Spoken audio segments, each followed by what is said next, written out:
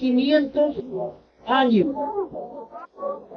¿Por qué? Porque su cumplimiento, ustedes saben que viene desde el segundo. Miremos Daniel 2:1. Nabucodonosor. Está en su segundo año el rey Nabucodonosor, y en ese año justo aparece esta visión.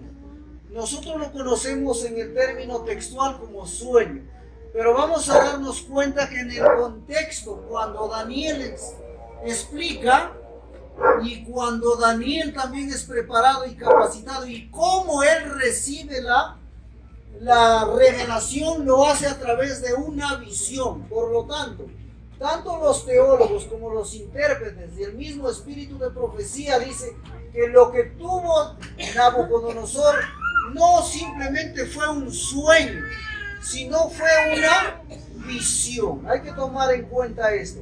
Entonces, el segundo año de Nabucodonosor, vamos a ver cuándo empieza, cuándo es, pero es un aproximado de 2500 años, porque este sueño llega, o esta visión llega a su cumplimiento con la segunda venida de Cristo y el establecimiento del reino de Dios, tanto en su segunda y en su tercera fase, el reino de gloria y el reino eterno. Entonces, durante todo este proceso de tiempo, lo vamos a ver que esa visión, ese sueño tiene una connotación muy especial. ¿Por qué no antes? ¿Por qué justo allí? ¿Por qué no le ha dado una revelación antes? Cuando empieza, por ejemplo, su reinado. ¿Cuándo empezó a reinar Nabucodonosor? ¿Cuándo empezó a reinar, hermanos? En el segundo año del rey. Este rey tiene esta visión, y no porque antes, porque tiene que ver mucho con este proceso. No puede el rey ni Dios revelar sus propósitos a menos que no tenga a alguien ya listo y preparado para hacer frente a esta necesidad. Entonces, en el año cronológico, sabemos que esto fue en el año 606, ¿verdad? En el año 600 antes de Cristo. Esto está entre el año 606 al año 605 antes de Cristo. ¿Cuándo?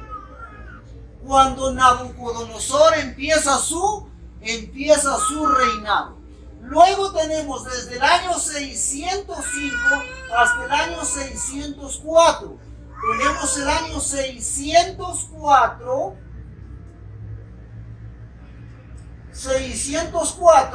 hasta el año 603, ¿verdad?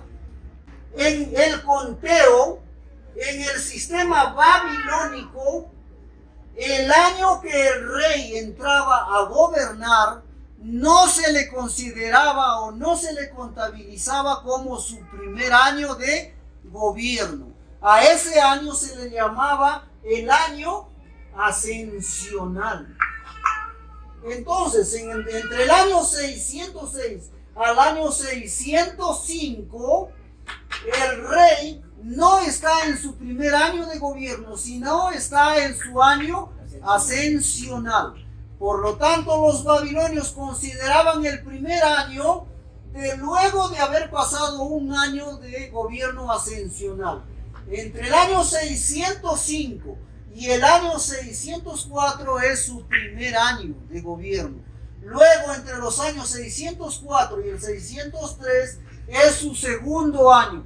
Y en este año 603 es cuando Nabucodonosor tiene un sueño. ¿Y cómo comprobamos que acá justo se termina la preparación de Daniel y sus tres compañeros? ¿Por qué?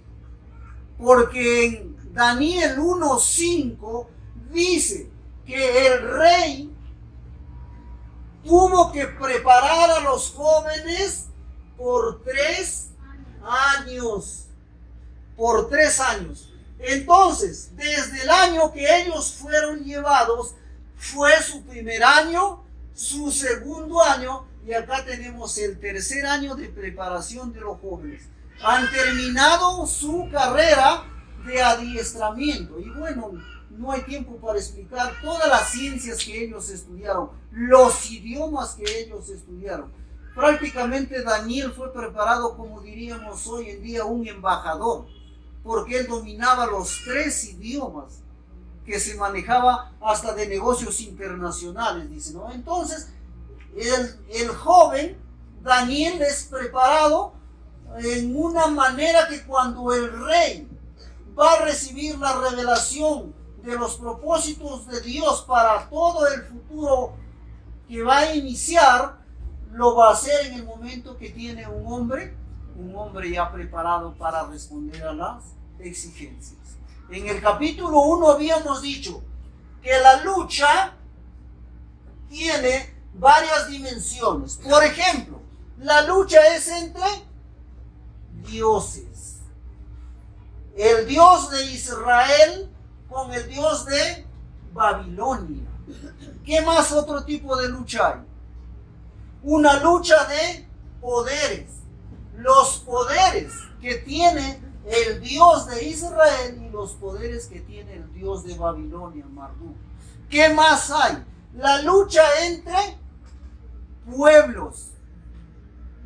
El pueblo que pertenece al pueblo de Dios y el pueblo que pertenece al pueblo de Satanás. Entonces miren, eso es lo que se está desarrollando. Este se llama el conflicto de los hijos.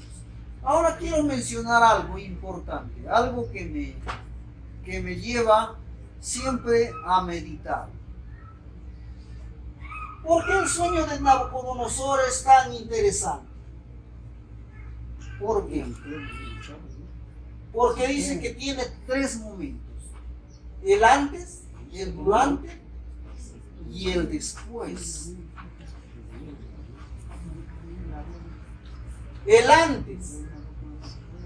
¿Por qué el rey va a tener este sueño? ¿Por qué? Porque eso está en el antes, ¿verdad?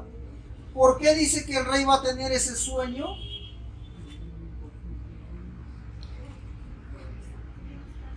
¿Por qué tendría este sueño?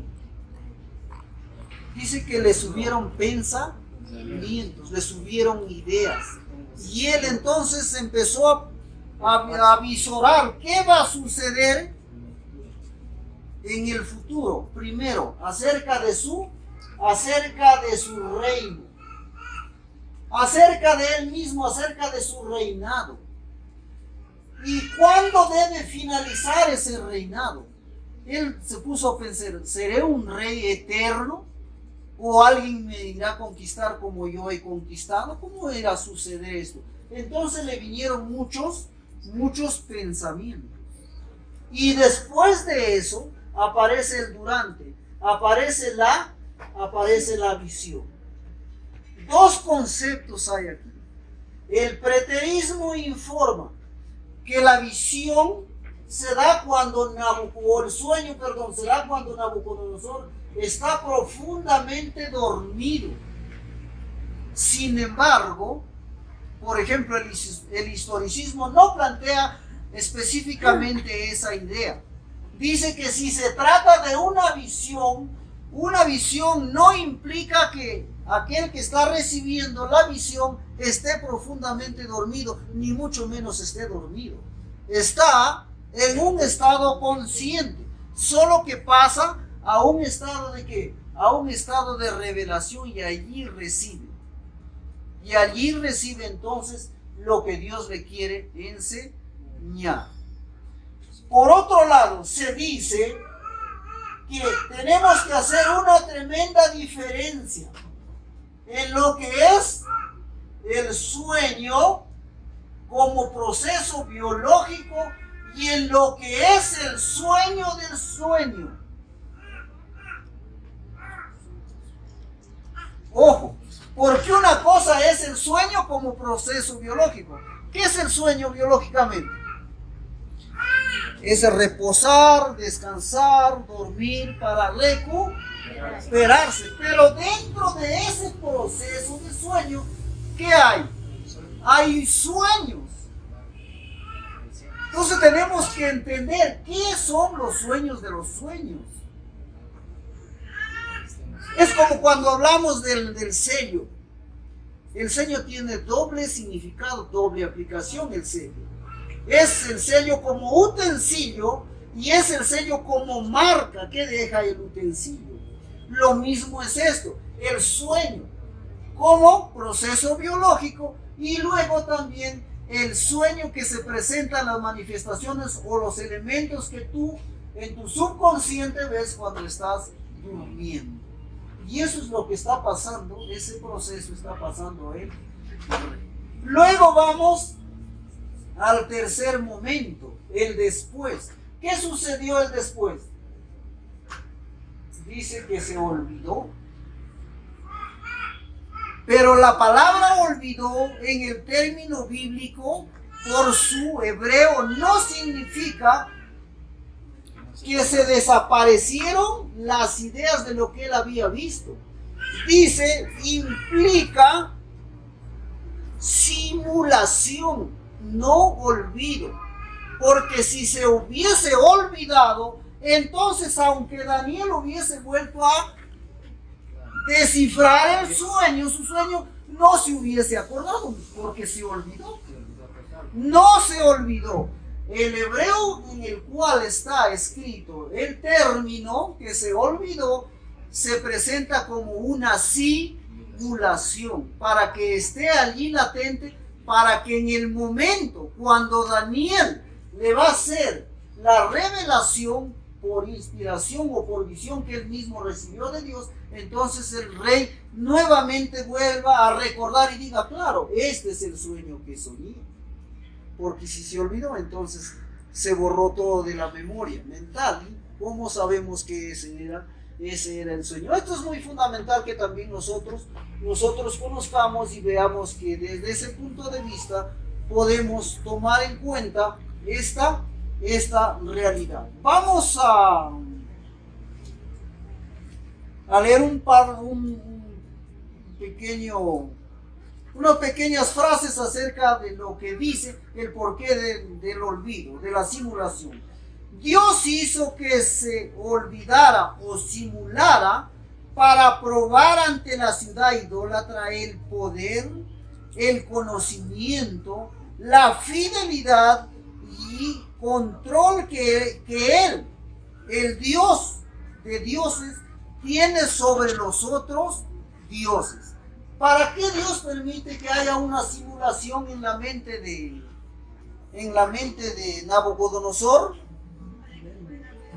Para dar una grande enseñanza, para enseñar a esta ciudad idólatra que el Dios de los dioses tiene el control, tiene la fidelidad y tiene la capacidad de poder decir y poder revelar aquellos secretos que no lo tienen entonces los otros dioses. Finalmente terminamos acá esta parte diciendo que después de esto, ¿qué tuvo el rey?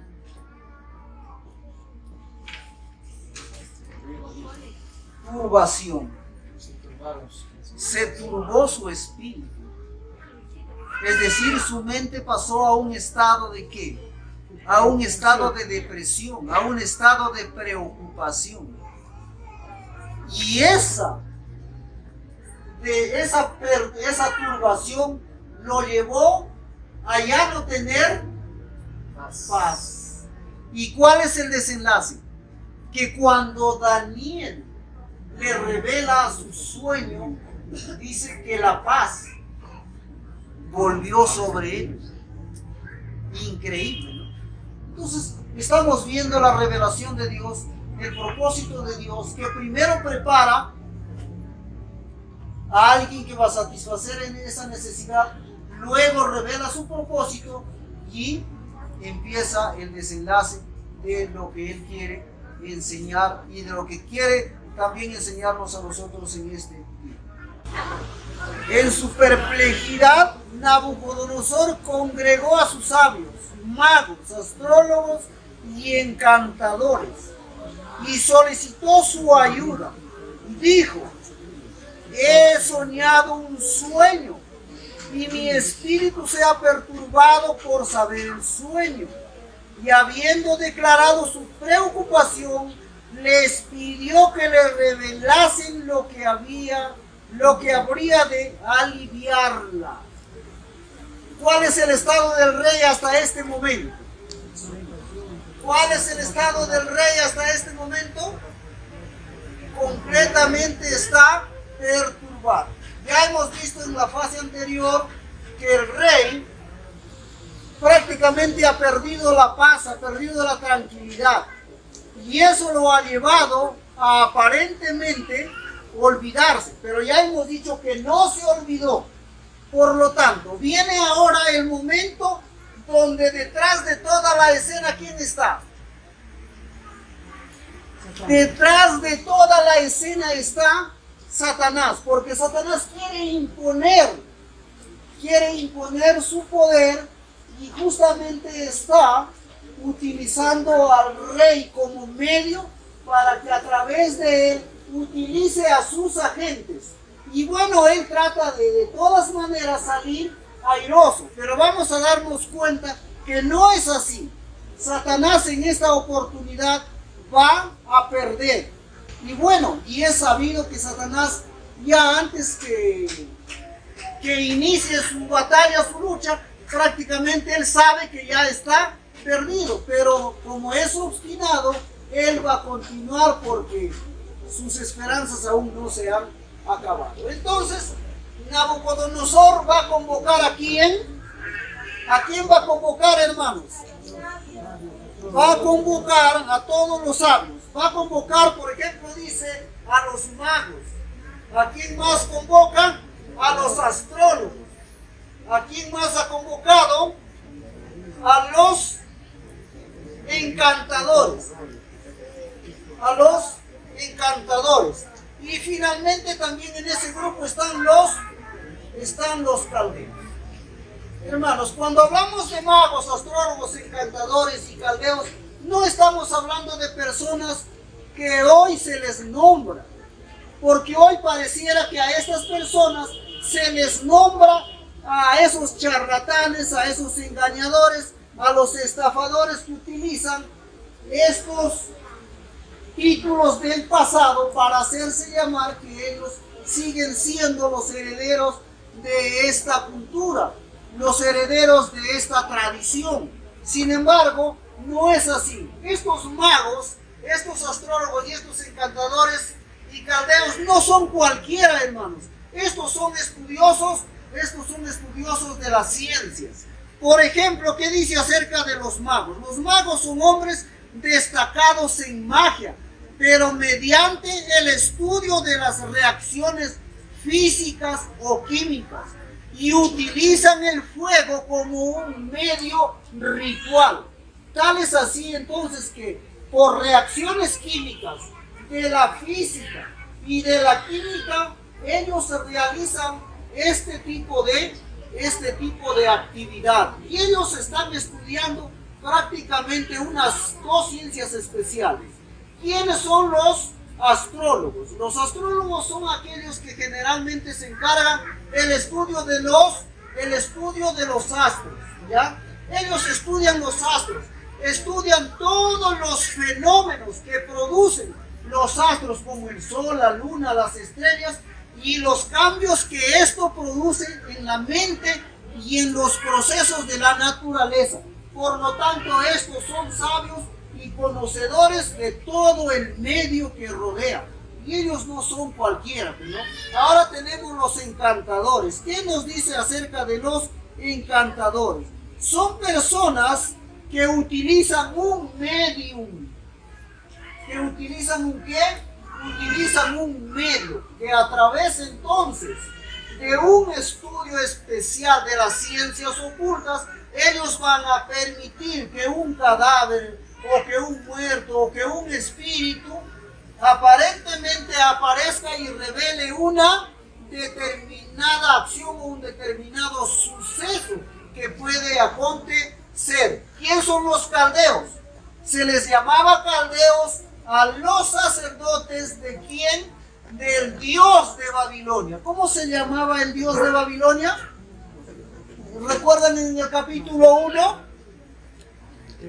¿Cómo se llama el dios de Babilonia? Porque la lucha es entre Jehová y, ¿se acuerdan? Marduk. Marduk. Marduk. ¿Ya? Ese es Baal, ¿no? Baal, porque Baal es Dios. Baal, Dios Marduk. Entonces, los sacerdotes son aquellos que presentan todos los servicios rituales a este Dios. Todos estos ellos han venido ¿para qué? Para atender la necesidad del rey. ¿Cuál era la necesidad del rey? ¿Cuál era la necesidad del rey, hermanos? Era que le revelen el sueño y su interpretación. Sin embargo, cuando ellos por lo menos reciben una pequeña ayuda, porque así dice el comentario, ¿cuál es la pequeña ayuda que recibieron? ¿Cuál es esa pequeña ayuda que recibieron? Cuando el rey le dijo, he tenido un sueño. Por lo menos ya era una ayuda para que a partir de ello puedan tener la capacidad de poder satisfacer esta necesidad. Entonces ellos utilizan todos sus métodos, sus técnicas de adivinación, sus técnicas de magia y sus técnicas de adoración, y resulta que no dan con el sueño. Por lo tanto, ¿qué le piden al rey? ¿Qué le piden? Por favor, aunque sea, revélanos, cuéntanos el sueño. ¿Y el rey qué le dice? Pero me olvidé del negocio, le dice. Ahora le dice, miren, hagan un esfuerzo. El Nabucodonosor le presenta dos opciones. Una, ¿cuál es la primera opción? Les dice, si ustedes me dicen el sueño y su interpretación, recibirán, ¿qué cosas recibirán? Recibirán dones, recibirán riqueza, recibirán favores, serán honrados en gran manera. Pero si no me adivinan el sueño, entonces ahora viene una amenaza. Todos ustedes serán muertos. ¿Y qué responden estos hombres? ¿Qué responden? Responden, pero ningún rey hasta hoy ha pedido esto. ¿Cómo tú vas a pedir algo que nadie se atrevió a pedir? ¿Por qué? Porque el mismo párrafo dice que ellos estaban armando una ¿qué? ¿Qué estaban armando estos hombres? Estaban armando una perfidia. Estaban armando una perfidia. Ahora, ¿qué será una perfidia? ¿Qué es una perfidia? Dice que una perfidia es una estrategia para armar un engaño y en la marcha ir cambiando repentinamente de idea según las circunstancias. El rey se dio cuenta que ellos eran mentirosos, eran falsos. Por lo tanto, dice que el rey se enfureció. Y cuando el rey se enfureció, ¿qué hizo? ¿Qué hizo cuando el rey se enfureció? Ahora entran en una crisis. ¿Y en qué crisis entonces ahora ellos se encuentran? En la crisis que no pueden adivinar, en la crisis que no pueden revelar el sueño, y en la crisis que están sometidos bajo un decreto de muerte. Ahora, este decreto de muerte estaba inducido ¿por quién? Siempre estaba inducido por Satanás. Satanás ahora va a atacar directamente a quién? Satanás va a atacar directamente a Daniel. ¿Por qué a Daniel? Porque él era el jefe, dice, ¿no? ¿El jefe de quién? De todo este grupo de hombres que estuvieron al servicio del rey. Por lo tanto, la muerte que pronunciaba el decreto le afectaba a Daniel. Entonces, ¿quién estaba incluido ahora en esta venganza? ¿Quién estaba incluido? Estaba incluido Daniel. ¿Qué hizo entonces Daniel ahora al conocer este decreto? ¿A quién recurrió Daniel? ¿A quién? No. Dice que en primer lugar Daniel recurrió a Arioc. ¿Quién era Arioc? General. ¿Quién era? ¿Se acuerdan? Era el capitán de la guardia, el que tenía contacto directo con Daniel. ¿Y qué le dice a Arioc? Pues que ante el rey interceda para que le den una oportunidad. ¿Y por qué el rey tendría que aceptar esa oportunidad si prácticamente ya la sentencia y el decreto ya fueron promulgados? ¿Por qué? ¿Por qué? Porque Daniel aún no había sido convocado. Así dice, ¿no? Porque Daniel no había sido convocado. Ya que Daniel, como recién era ingresante de la escuela de letras, de ciencias, de todo, al servicio del rey, entonces no estaba todavía en la opción de ser convocado, porque dice que el rey solo había convocado a los más grandes y a los más expertos, sabios y consejeros de su reino. Por lo tanto, era oportuna esta petición que sea aceptada, y por ende el rey aceptó esa petición y le dio el tiempo determinado a Daniel para que Daniel pudiera ahora ir ¿a dónde? A Dios. Hermanos, el hombre humanamente puede decir que conoce muchas cosas, pero llega un momento donde tiene que confesar, definitivamente tiene que confesar algo que no puede hacer. Y como dice, aceptar nuestras debilidades y nuestros errores es parte del reconocimiento de tu capacidad humana. Recuerden, en el texto nosotros encontramos que los hombres estos finalmente, ¿qué dijeron? Que en la tierra no hay hombre que pueda revelar lo que el rey pide. Esto solamente lo puede revelar, ojo, lo puede revelar alguien que está, dice, más allá de la morada de los hombres. Solo lo puede revelar Dios. ¿Por qué ellos reconocieron eso? Porque humanamente, por creación, nosotros hemos sido creados para ser dependientes de Dios. La imagen de Dios, a pesar que por la gran obra que hace Satanás, induciéndonos, influyéndonos en el pecado, aún no ha logrado borrar la imagen de Dios. Y esa resonancia que hay en nuestro subconsciente indica y reclama que tenemos que ir a Dios. Y eso es lo que hizo David. Llegamos al versículo 19, 2:19. ¿Qué dice en el 2:19? Entonces el secreto fue revelado. Y Daniel, ¿qué tuvo? Una visión.